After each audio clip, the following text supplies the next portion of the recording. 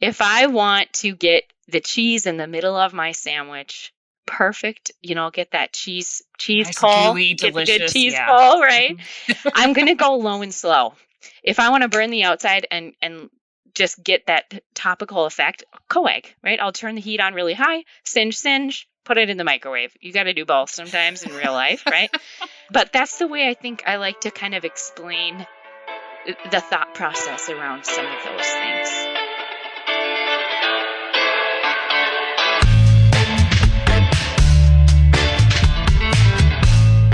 Clock in, scrub up, and join us behind the red line.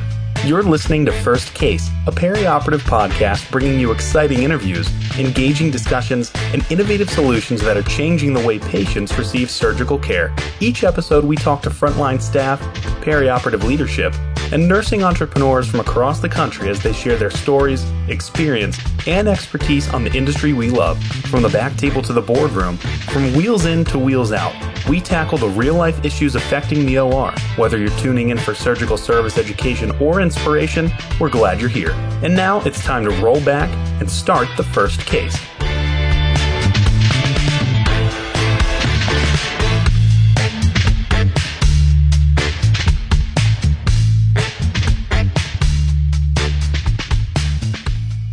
On this episode of First Case, we're going to be speaking with Michelle Lemons, Field Sales Training Program Manager at STERIS. It's all about electrosurgical equipment, Melanie, and I think we're going to get a really cool history of electrosurgery and a great amount of details behind how this works, the concerns that we have to keep in mind, and I think you're even going to give us a real-time update, even though this will come out later, of legislation that was recently passed around surgical smoke.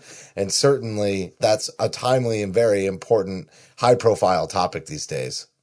Oh, yeah, absolutely. Actually, I heard Michelle give a presentation about electrosurgery a few months ago. And so when we were putting this season together about surgical equipment, it was a no-brainer to me to ask Michelle to come and educate us about it, because I know my own education was pretty poor when it came to the machine, the equipment, how it's used, what it does. She's going to do a fantastic job teaching all of us more so that we actually know what we're doing when we're using this equipment. Well, she is a great teacher, and she's a great podcast guest because we're having her back for her second one. So stay with us. She killed it the first time around as we first got the First Case podcast going, and she's going to do it again. So we'll be right back. Stay with us. Just a short break.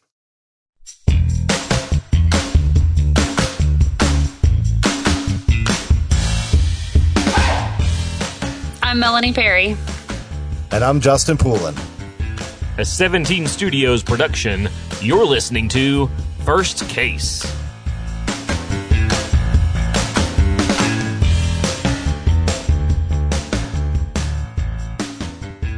We are talking with Michelle Lemons, Field Sales Training Program Manager at STERIS. And Michelle, great to have you on the show. Thanks so much for coming on.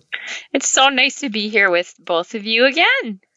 Yeah, we're going to be talking about electrosurgery and definitely talking about all the safety elements around this. And there's lots of safety considerations, not just for the patient, but for the surgeon and the nurses and surgical techs in the operating room as well. So I'm excited to dive into this. But before we do that, it would be great if you could introduce yourself to the audience, give them a little bit of your background, and why don't you tell us something that you love to do in your free time?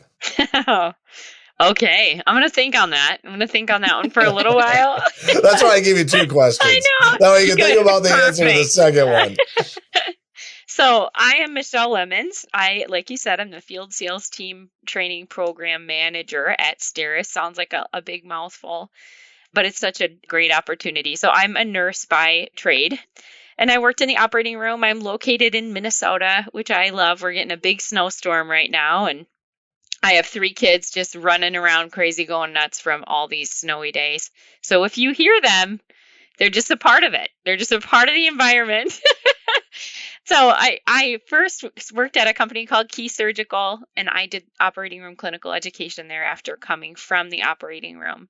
And now I have moved into this role since December, and I absolutely love it. I get to train a lot of sales reps and literally anybody who will listen to me, right? Training and learning a lot all the time. Just constant education. So I'm really happy to be here with you guys. Something I love to do in my free time. I know Melanie loves to sing. I love to sing. I feel like I don't do that very much now, but I also love to play volleyball. And like I said, we have 3 kids, and we just literally do that all the time, which is my favorite thing about my life.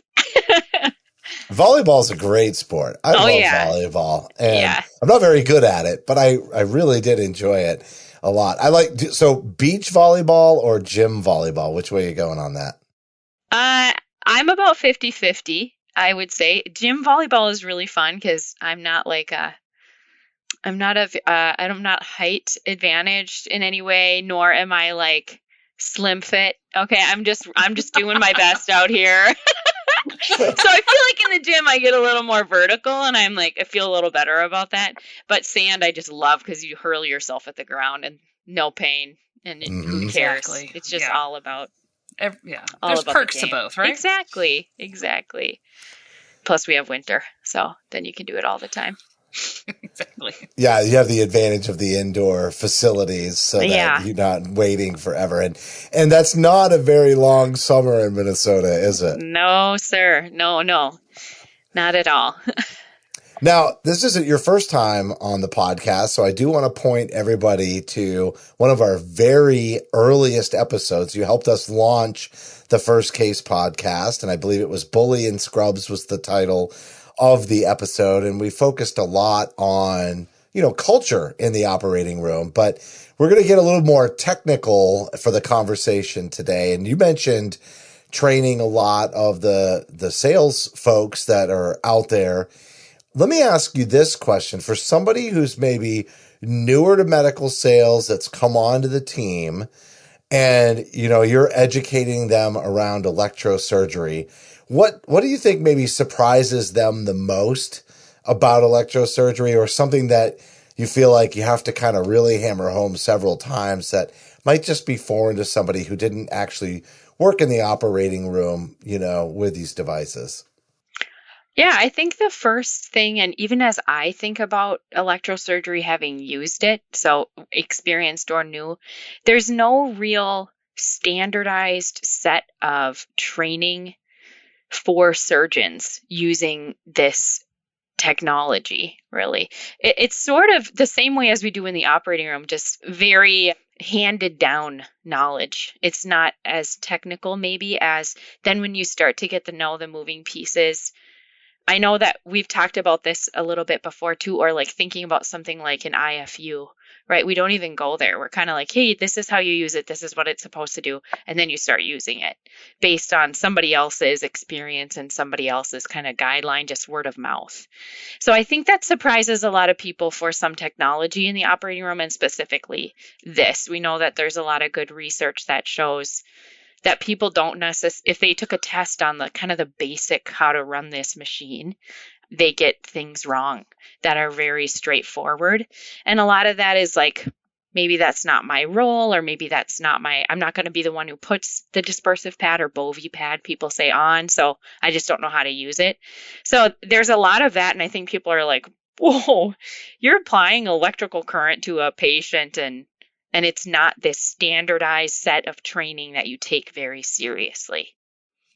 Oh, yeah. I 100% would have failed that. When I started in the OR, it's like, oh, there's your Bovie. Here's where you put the pad. There's where you plug it in. And then you just turn those numbers up to whatever the doctor says, and then you're done. Like, that was my training on the Bovie. Yeah. So, that's it. And I think they did tell me, when you pull the Bovie pad off, make sure that you check to make sure that their skin's okay and there's nothing there. But That was probably my entire orientation to the Bovie. So I totally hear what you're saying. I think it doesn't matter, OR circulator, scrub tech, medical sales rep. It does not matter. The level of education around electrosurgery and the Bovie machine and all this is pretty minimal compared to what we're actually doing, which actually leads me to the next question. So let's talk about electrosurgery.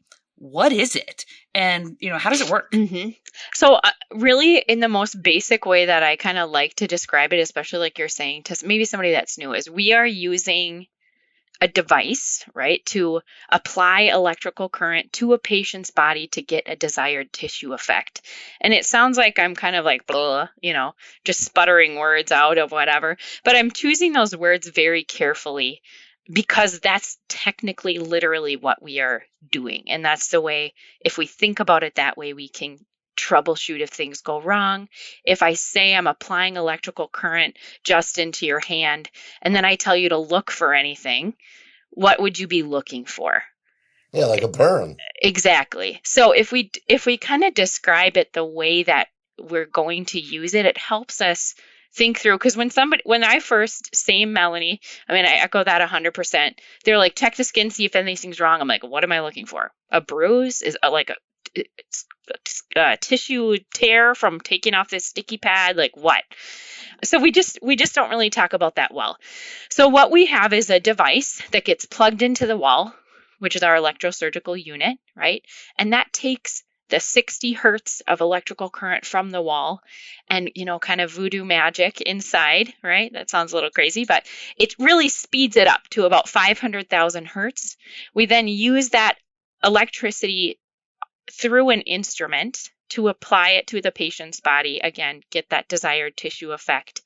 And then we have to create a path as the surgical staff for that electricity to safely exit a patient's body, because as we know, it's going to find a way out. It has to complete its circuit. It's going to keep going, looking for a way. Very often in surgery, we use this electrosurgery term synonymously with cautery. I'd like to kind of soapbox for a second and say, please stop doing that. Because even though that is the tissue effect that sometimes we see, that's kind of a different technology, I would say. And the way that I describe it is electrical current is transferred, right? So we're using electrical current almost like grabbing onto an electric fence, right? We're going to transfer it. We're going to apply it to a certain area and have really precise control. Cautery is like branding. We're going to heat up something and we're going to apply a heated metal tool. And that's not what we're doing with electrosurgery. We're actually using this current passing through tissue to generate heat inside the cells at the desired, to achieve the desired tissue effect that we want. So even though our Bovie machines actually have a cut and a coag setting, they're actually doing something different with each of those different settings. One of them is that electrosurgery that you talked about, and one of them is that cautery that you talked about. Is that right? Well, sort of. I'm going to say yes and no. With our electrosurgical device, we're using alternating current. With our electrocautery devices, usually we're using direct current. So when we talk about somebody goes in to have a wart removed, usually that's a little battery-operated cautery device.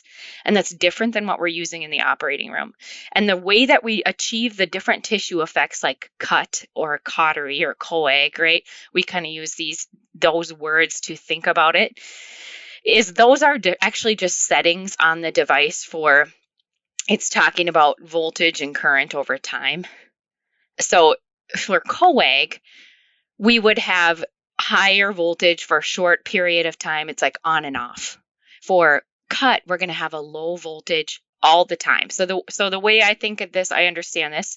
I think I've used this analogy before, is like you think about your coworkers. You have somebody who checks in and they never stop moving. They get all their work done, but just by doing kind of little nuanced things here and there. And at the end of the day, they never sat down. They got everything done. And then you think about coag a little differently. That's somebody who's like going to do these little bundles of work, right? So I'm going to go ahead and organize my room, and then I'm going to sit down. And then I'm going to go and see my patient and get this ready and do XYZ, and then I'm going to take a little break. So it's somebody who's kind of constantly taking those breaks. And what those breaks in current allow for is cooling, is tissue cooling. And so we have this kind of higher voltage, and then the tissue cools and we get a little coag. And then we get these little spurts and we can do what we want to, and then we get a little coag. The way that gets a little bit confusing is sometimes people use cut for vessel sealing. And people are like, wait a second, you just said it's always on. And when I think cut, I think cut. And now you're telling me you're going to seal something with this setting called cut? Doesn't make sense. And the analogy, of course, you can already tell I love to speak in analogies here, team. So is like a grilled cheese sandwich. If I want to get the cheese in the middle of my sandwich, perfect, get that cheese nice, pull, gooey, get delicious, the good cheese pull, right? I'm going to go low and slow. If I want to burn the outside and just get that topical effect, coag, right? I'll turn the heat on really high, singe, put it in the microwave. You got to do both sometimes in real life, right? But that's the way I think I like to kind of explain the thought process around some of those things. So even as we give a background of electrosurgery, and I think you did a really nice job of bringing those analogies, but everybody's familiar with Bovie, but do they know Mr. Bovie? So can you tell us the story? It's not, I mean, maybe at the time we're recording this, it's a bedtime story, but for most, I doubt anybody's listening to this before they go to bed. So why don't you tell us the story of William Bovie? Yeah, William Bovie. I mean, by far and away the most famous name, right, in electrosurgery. Everybody knows that name now. It is a company. Bovie is actually a company. But Bovie was really the originator, the first person who ever created an electrosurgical unit. And the interesting thing that I think, the thing that stands out, my takeaway is I'm like, man, this guy wasn't even like a doctor. His dad was a doctor. So he created this. Isn't that, I can see your facial expression. Justin's like, say what to me? Yeah, he did have his doctorate. I'm totally in plant physiology from Harvard. But he was just really well known as an eccentric inventor. And he wasn't a physician. His dad was. So extremely interesting. I guess the question is, did his dad test his equipment first? That's what I know. No, he did. Not that I know of. I'm not going to say it I wasn't there, but there is a neurosurgeon who is kind of the way that it reads to me. Okay, so if anybody else has further information, please share that. I would love. The way that it reads to me is here he is, this plant physiologist working on this tool, and kind of working down the road at a facility is a neurosurgeon, Harvey Cushing. So he's also associated with really the first use of electrosurgery. And he was having like some tumors, things he could not work on because of bleeding. He couldn't resect these tumors. He couldn't control this bleeding. They would just die. So he's like, sorry, you have to live with that. And so now we have Bovie come in and has this device that can cauterize, control bleeding. And he literally like rolled it down the road, and they went ahead and tried it for a few of the cases with really, really great success. So Cushing is famous very much in his own right. He is known as like the father of neurosurgery. I think all of that is very interesting, but they had the first device, this first real life patient experience with the first device for electrosurgery. So those are a couple of big names, obviously, Bovie and Cushing. I'm going to bring up another big name, and I think as we tee up this conversation around patient safety, it might be one of the most reputable. And the reason I bring it up is it's actually from the state that I live in. Well, I don't think the surgery was actually performed here. It was south. But he was a state representative for the state of Pennsylvania, and his name was Representative John Murtha. And he had a procedure that wound up burning a hole through his large intestine. He got fecal peritonitis. Oh. He was readmitted and passed away about 3 days after that. This is going back a little ways, maybe a decade and a half or so. But it was very high profile. And it highlights one area that I think maybe is emphasized more in sterile processing than it is in the operating room. But there are, different electrosurgical devices that help prevent this. But it's this thermal burn. It's this unintended burning. And a lot of times, because the instruments are insulated, there can be like these little pinholes. And I love analogies too. It's like if there's a real obvious defect, it's the electrical current gets spread out over a larger area. So the impact is a little bit more like a sunburn. But these pinholes that maybe you can't see in the operating room concentrate the leakage of that energy on a very tiny area. And then it becomes much more like a laser instead of this broad sunburn effect. Can we talk about patient safety? I think that really tees it up well for you. But what are like some of the major concerns when we introduce electricity to the surgical environment? And there's so many. Yeah, there is so many. But a lot of, there, you can group them, right? You can categorize the device itself with electrical current is like an ignition source, right? So we have fires as a risk. We have burns as a risk. And then we have these alternate site burns. A lot of times, as you know, when we're doing minimally invasive surgery, our field of view is small. It's like wiping a little circle in your fogged up window. You can see about that much, but then I can't see my periphery. So the scary thing, right? I guess that's the best word for it, is a lot of these things really you don't see them during the procedure. And that's not because you're not doing what you're supposed to be doing. It's literally totally outside your field of view. So those are really scary complications. If we think about the size of a pinhole versus the size of the tip of an instrument, which is also very small, that pinhole is significantly smaller. So we're actually really concentrating even more than the end of our device. We're concentrating that electrical current. So those are really big concerns. A lot of the ones I think we're trained on, and Melanie chime in, are as nurses, we're like, oh, pacemaker. Oh, what if they're touching the metal on the bed, which is all true, all absolutely true. And now we have a lot of great training, I would say, in conversations around those. But these alternate site burns are a really big deal. The other thing that's interesting is like something like antenna coupling.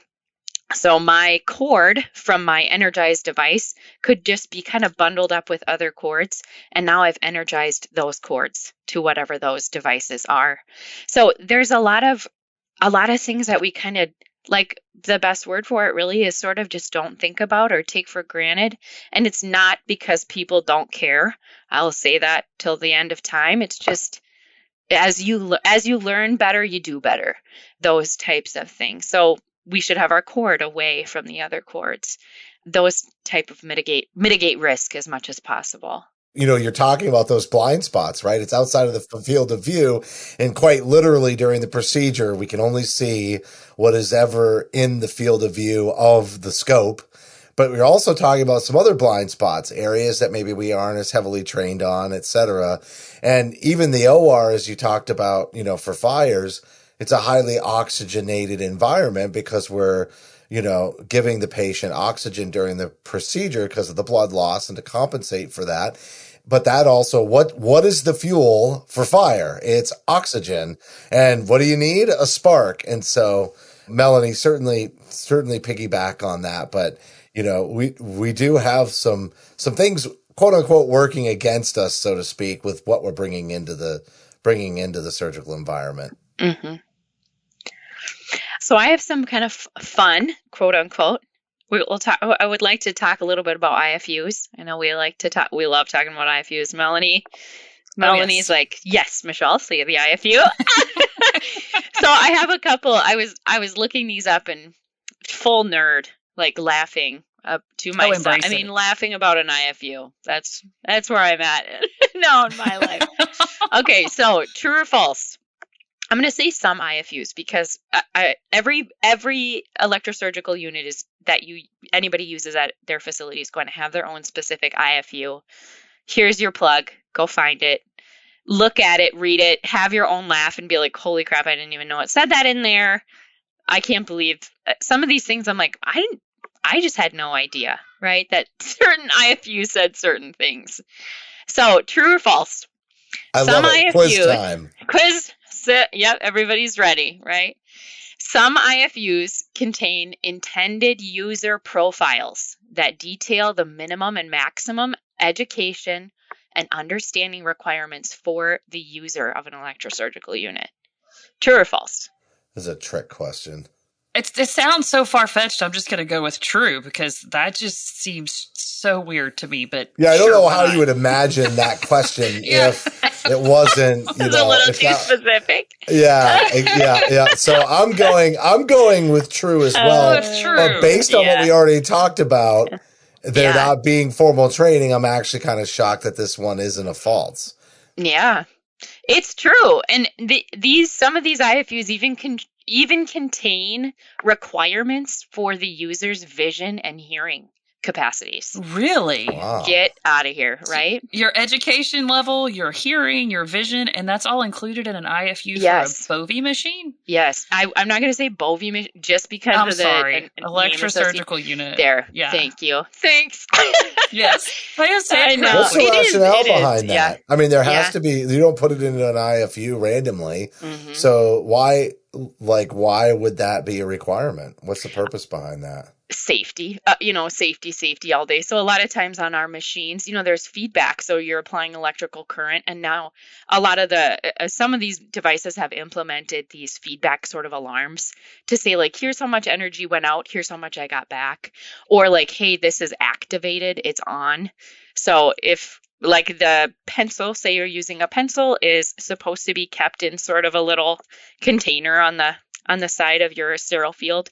Now I lean forward and I'm not paying attention and I activate it. I have an active energy device here in my lap on the side of the patient, whatever I'm pushing it up against, unintended tissue effect. So some of them will have an alarm that's like, ee, every time it's active. So you got to be able to hear it. Exactly. You have to be able to hear, like, or a foot pedal, right? We can all speak to this. Somebody else accidentally stepped on the foot pedal. And you got a lot going on in an operating room. There's people talking sometimes. There's music. There's, a loud air noise from something. You got a lot of tools going on. Yeah. Something. You may not hear it. So there is those. Well, that's actually, to take a side note, that also plays into the volume level on that electrosurgical unit, because I don't know how many times I've been told to turn it down because they don't want to hear it that loud. But that right there, not knowing if it gets activated, not knowing if something gets stepped on, if you turn that volume down, you can't hear it. And so safety in that regard. But okay, do you have another question? Because I don't want to take Everybody away loves from our quiz fun time. True false I game. know. Yeah. I love quiz time. I do love it. It is fun. You get people engaged. Yes, it is fun. Yeah. Yes. Okay. True or false? Let's see. I got a couple. Let me pick my favorite. Mm-hmm. Any instrument can be plugged into any port on a electrosurgical unit. False. False. Good work. That's easy. True or false? IFUs for electrosurgical machines include instructions for removing or not removing patient jewelry. Oh. I'm going to say unfortunately false. I guess I'll go with true. I don't know. Mm-hmm. Melanie, good job. Good job. Some of them do. Some of them do have that. And of course, now when you think about electrical current applied to a patient's body, why? Why would they have that? Because it can it'll be ground metal. and then Mm-hmm. yeah, absolutely. Yeah, the metal, it could pick up the charge. Mm-hmm. Yep. Interestingly enough, so I've done this electrosurgery presentation at many facilities, and actually the times that I get the most questions are not even in the operating room. It's actually in pre-op, where they're like, tell us about why we have to do that.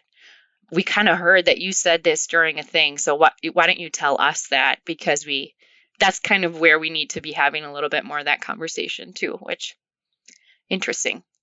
Okay, you guys want one more? I already gave one, so I'm going to skip one. True or false, you should not stack equipment on top of a generator. True. Electrosurgical generator. Definitely true. Good. That was a gimme, huh? But that's not practice. Yeah. I mean, I'm just going to throw that out there. That is not practice. And a lot of times you see Bovies, electrosurgical units stacked on top of other units, like in plastic. Yeah. So when they're using multiple machines, they just stack them right on top of each other. So well, when we that's have not practice. limited space, right? You're going to MacGyver anything you need to Yep. for the moment by moment. But that's really speaks to the value of an IFU. A lot of these things, I'm like, I mean, that's somebody's technical writing skills incredibly, right? Where they're going in and detailing all of this for us. A lot of the questions or a lot of the frustrations, even that we have with one another, sometimes it can be like, well, they said jewelry doesn't matter. Well, they said jewelry does matter. We can go to our IFUs for that and just see if there is an indication what they say for our device at our facility about it. That's true, actually, following with the IFU as well. A conversation that we were having on the First Case social media pages had to do with the dispersive pad and whether or not it could be applied before you plugged it in, or if it could be applied after it had been plugged in. And ultimately what it came down to was the IFU. You have to look at the IFU for the machine that you're using. Some machines, you could plug that dispersive pad in beforehand and then slap it on the patient and you were good. Others, it had to be on the patient first before it was plugged in so that it would take a proper reading. But all of that goes back to the IFU and making sure that with your device, you're using it correctly. Yep. Or if it's like, why is the light green? Why is it red? Why is it orange? Sometimes we're like, well, if it's working, I don't have time for that right now. Obviously not the right response, but it's a little busy and crazy. So more of that preemptively or right afterwards is really, really, really, really what we need. All right. So actually, as we're recording this, I just saw from AORN that New Jersey has now enacted surgical smoke legislation, which is exciting. All right. But that actually, I associate, obviously, surgical smoke and electrosurgical units because that is a huge generator of surgical smoke. So I don't feel like we can have a conversation about ESUs and not talk about surgical smoke. So can we talk a little bit about it? Do you have maybe some statistics or some information about surgical smoke that we can make sure we're educating our audience on? Mm-hmm. That's a huge victory for them. I know. That's so amazing. Excuse me. It was fun to be at AORN last year and hear people's stories, like literally telling the story of how they got surgical smoke legislation passed in their state in tears. Absolute huge congratulations to all of those people who are doing that work. Surgical smoke is dangerous. We can just say it. We can own it. We've known it for a long time, and we're finally kind of doing something about it, right? I think, Melanie, you say this, and I really like this, and now I've kind of taken it like it's burning flesh. We are like aerosolizing people's right? Yeah. People. Aerosolized bits of human are floating through the air. Exactly. And inhaling that. And people are like, oh, okay, whatever. It's 95% water. Sure. But it's also 5%. And we got to stop belittling and kind of degrading some of those statistics. I think we've seen a lot of things for a long time that we've been pushing under the rug, whether that's operating room professionals having a higher incidence of respiratory problems, or I even think about skin rashes. We attribute a lot of that to skin prep, but now we're seeing a lot more of that being associated with exposure to toxins in the air. We know benzene, like is in cigarette smoke, it has been very well known as a carcinogen for a very long time, and we're seeing that in surgical smoke. So they've identified over 150 different chemicals, and I like that word identified. And we're just talking about not bits of the individual, right? We're talking about all the other things in smoke being inhaled for an entire career, right? All day, every day for an entire career. And to think that that doesn't do anything is really naive, or that any way that we can reduce that is not worthwhile. Again, I think that's really not the right frame of mind. If we move that 1%, that's 1% victory in the right direction. So those are kind of the things that I hear a lot of pushback. Everybody does at every facility. Oh, I don't want that smoke evacuator. It's too loud. Or, oh, it's just water. Or, oh, I've been fine all of this time, so why should I care? But all of those are it's just not good enough anymore. Right. We're beyond it. I agree. So, Michelle, kind of my last question on this topic is related to, you talked about smoke evacuation, but I feel like a lot of times innovation and device design helps meet these challenges too, but there's got to be some demand for it. So you start to look at states that are passing the legislation. We're going to see innovation come out of that, because now it's that type of innovation that might help a product get in. I feel like we're hearing more and more about smoke evacuation actually being built in to certain types of devices. What are some of the challenges around that? Are there issues with just general adoption in the same way that you said, hey, the evacuator is really loud, we don't want that? Do surgeons complain about the design when there's built-in smoke evacuation? Like, what's your read on the market with that? We've had these tools for quite a long time, smoke evacuation, or even things built into certain devices. And it really is adoption, primarily, I would say, at this point, and acknowledging the severity of the problem. I think just like we were just kind of talking about, it's fine, we use our canister. Well, that doesn't filter smoke. It doesn't have any filters in it for any of the harmful viruses, bacteria, and anything else in the air. There are no filters with that. You're just taking it from your site and you're moving it over here. You're still going to breathe that in. It's not going anywhere. So we have some of these objections that really just need to be neutralized. We need to neutralize those objections. Some of it can be that a facility just needs to take the time, right, to do a little bit of a trial and try 3 different companies' devices and say, I like the weight of this. I like the sound of this. I like the way this moves or does what I want it to do. And making that investment in time, I promise you, I don't know any company that would say no to you if you wanted to trial their device to see if that's what you wanted. So there are definitely things that have built-in smoke evac tools and devices, and then there's one-offs, like individual machines that can be used. And the thing that we really need to be looking for is that ULPA filter and carbon filters to be able to get small enough micron not filtrage. Is that a word? Filter small enough microns. You guys got it. You know where I'm going? It's late here, so I'm just like garbling. That's okay. Yeah, to achieve what we need to achieve. You hit the nail on the head, though, with the importance of implementing it, though, is actually putting a trial in place, because you're going to get a lot farther with your surgeons and with your team in the room, your scrub techs and everyone, your circulators that are using this equipment, if they actually have a say in the change. So bring in options, let them have input and listen to that input. Don't just go with the cheapest device you can find or the one that you can get the best deal on or the one that they can get in the fastest, because if nobody has any input on it, the surgeons are going to maybe use it and it doesn't feel right, or it doesn't look right, or it sounds like a freight train and it's way too loud. So that's like just really good advice to make sure that you do a trial and take that input into account when facilities are choosing what type of smoke evacuator they're going to use. And if you're leading the charge on that, the thing that I feel like I've learned from going from working in the operating room to now like working in a medical device like arena is there are people on the other side. I believe this fully about STERIS just because I've seen it. I know there's other companies too that have this same, that are genuinely fighting really hard for you.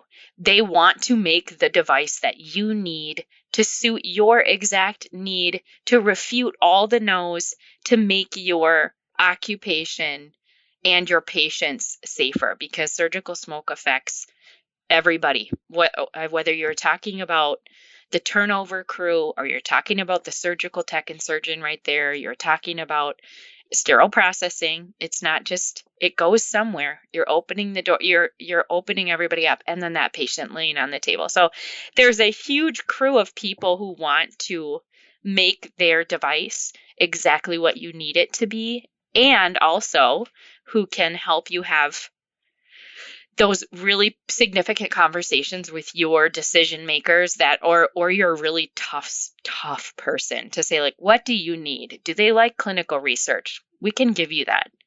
Do they like, somebody just to talk to them and spend 3 hours going over the details? We can support you with that. Definitely use all of your resources, especially in something like a trial. And when you do a trial, I think that the people that show up for your trial and follow up and their vibe with you is almost just as important as the tool that you choose. So taking all of that into consideration and making the tools work for you and making the people work for you to help implement the safest environment possible for yourself and your patients and colleagues. When we talk about surgical smoke and the patients, like, is there a real risk for, I mean, I get it to the nurses because they're in there doing these procedures repeatedly. So there's continuous exposure, but is there a risk for one-time exposure, even as the patient just in the room for the one procedure?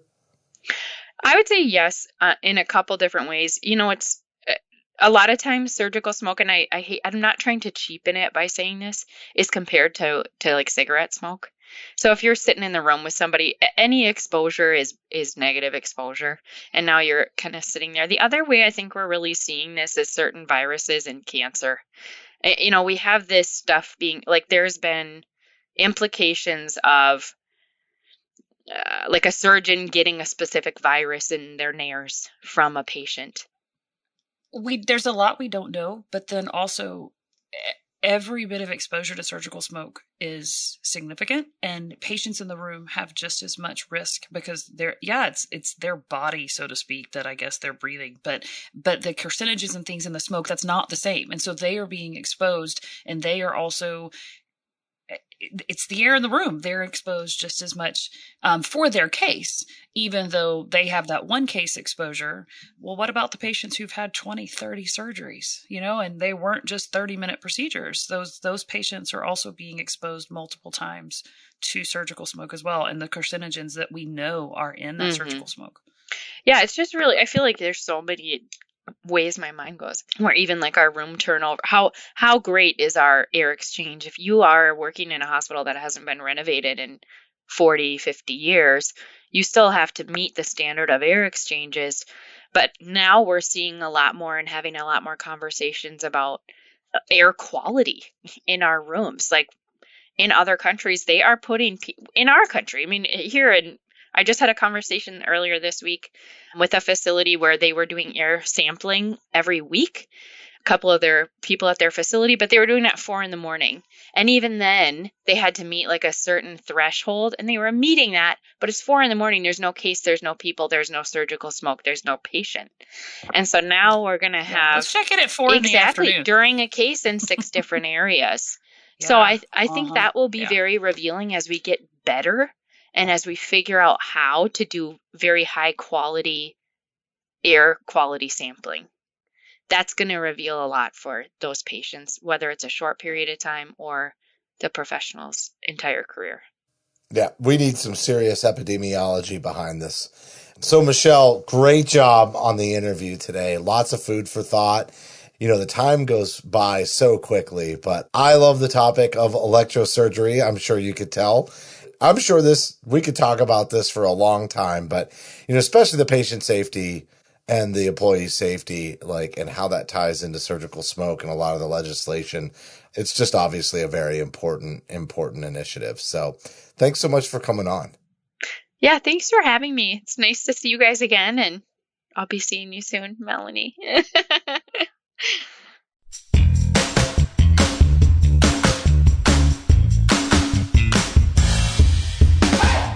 All right, that was Michelle Lemons, Field Sales Training Program Manager at STERIS, and Melanie talking about electrosurgery. And I like the distinction between electrosurgery and electrocautery because they are distinctly different, but a lot of nuances just in the use of the unit itself that we talked about that I think there's going to be a lot of people out there that didn't really understand the whys. And boy, did she ever have a great amount of detail. And we even learned about William Bovey. I was going to say doctor. He wasn't a doctor. Yeah. But I mean, if anybody else out there is in the same boat that I was, they learned about as much about their electrosurgical unit as I did. And that's pretty much nothing. So any conversation like this is helpful to actually understand the equipment that we're using and to actually know how to use it. And I thought she really hit the nail on the head with referencing back to the IFU, because even though we're very familiar with electrosurgical units, all machines made by different companies can be very different. And so knowing your IFU and knowing actually what it says is very important. All right, we're wrapping up the show, but we'd love it if you send us an email and let us know how much you've enjoyed this podcast and or others by going to info@firstcasemedia.com. We also have a smartphone app where you can listen to all the episodes. We also have articles on the go. They're all categorized in the app. Really probably the best way to listen to the First Case podcast. It's available on Apple and Android. So go to the App Store or go on over to Google Play, search for First Case Podcast. You'll be able to find that app. If you're already listening to podcasts on other applications, we're certainly there, such as Amazon, Apple, or Google Podcasts. We're also on Stitcher, iHeartRadio, Spotify. Really, there's a whole potpourri of podcast applications out there. You'll find us on all of them. And if you do download our smartphone app, we'd love it if you gave us a rating and a review while you're there. We'd love your feedback. And on behalf of Melanie and myself, thanks for listening to this week's episode of First Case.